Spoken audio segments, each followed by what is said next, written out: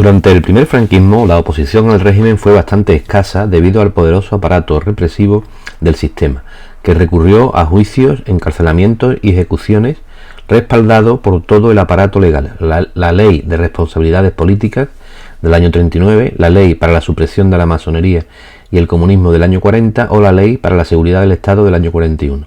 A pesar de todo, podemos hablar de una resistencia al nuevo régimen que se concretó en la creación de la Alianza Nacional de Fuerzas Democráticas en 1944, que aglutinó a fuerzas republicanas pero que no admitió a comunistas y anarquistas.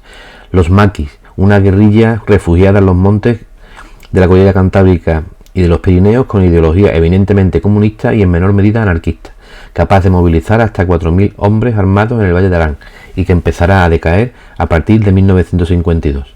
En los años 50 aumentó la oposición, cuyo centro principal se estableció en el interior del país. En la universidad se iniciaron revueltas estudiantiles. En 1956, en 1951 la oposición obrera convocó huelgas en Barcelona contra la subida de las tarifas de las tranvías, secundada en el País Vasco y Madrid. Durante el bienio 56-58 se produjeron las huelgas en el País Vasco, Asturias, Madrid y Barcelona como protesta contra la inflación. En ellas empezaron a surgir las comisiones obreras, al margen de los sindicatos oficiales, para negociar cuestiones concretas. Sin embargo, fueron las transformaciones en los años 60 y la dura represión las que permitieron a la oposición antifranquista vertebrarse y erosionar a la dictadura. Esta oposición se manifestará a través de varios elementos. En primer lugar, las protestas obreras, que comenzaron a canalizarse a través de sindicatos no reconocidos por el régimen. Destaca especialmente comisiones obreras.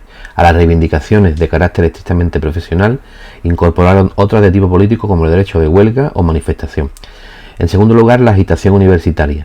La reivindicación explícita de las libertades democráticas fue constante. Las protestas fueron generalizadas entre 1965 y 69 y llevaron al gobierno a declarar el estado de excepción.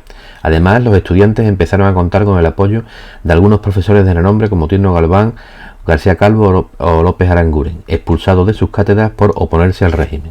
En tercer lugar, la oposición de un sector de la Iglesia. El tradicional respaldo de la Iglesia Católica al régimen franquista comenzó a verse amenazado a partir del espíritu modernizador del Concilio Vaticano II. Una parte de la jerarquía eclesiástica española se fue distanciando del régimen, destacando el arzobispo de Madrid, el cardenal Tarancón. Además, algunos sacerdotes colaboraron o militaron en los clandestinos partidos y sindicatos como el Partido Comunista y comisiones obreras. La oposición política estaba fundamentalmente liderada por el PC, dirigido por Santiago Carrillo. Durante esta fecha, la estrategia del Partido Comunista era favorecer el eurocomunismo, movimiento revisionista del comunismo occidental que se oponía a las directrices soviéticas, mientras que el PSOE fue mucho más determinante en la transición que durante la dictadura, debido al proceso de renovación que estaba sufriendo en los años 70. Por último, cabría mencionar la reivindicación de la democracia realizada en Múnich por diversos miembros de la oposición relacionada con la solicitud de ingreso de España en la Comunidad Económica Europea el año 1962. La prensa franquista calificó el encuentro de dichos opositores como el contubernio o conspiración de Múnich. También podemos mencionar la progresiva revitalización de los partidos nacionalistas históricos como el PNV o Esquerra Republicana, el surgimiento de nuevos partidos de extrema izquierda que canalizaron el descontento de la juventud más radical y una amalgama de formaciones minoritarias de signo moderado, entre las que destacan los democristianos de la izquierda democrática liderada por Ruiz Jiménez.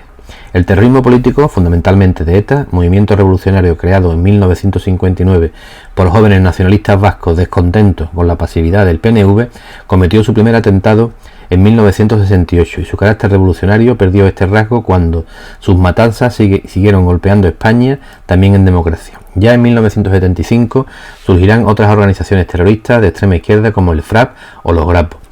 Por su parte, el régimen no permanecerá impasible a dichos movimientos opositores, y prueba de ello fueron la multitud de sentencias represivas decretadas por el Tribunal de Orden Público creado en 1963.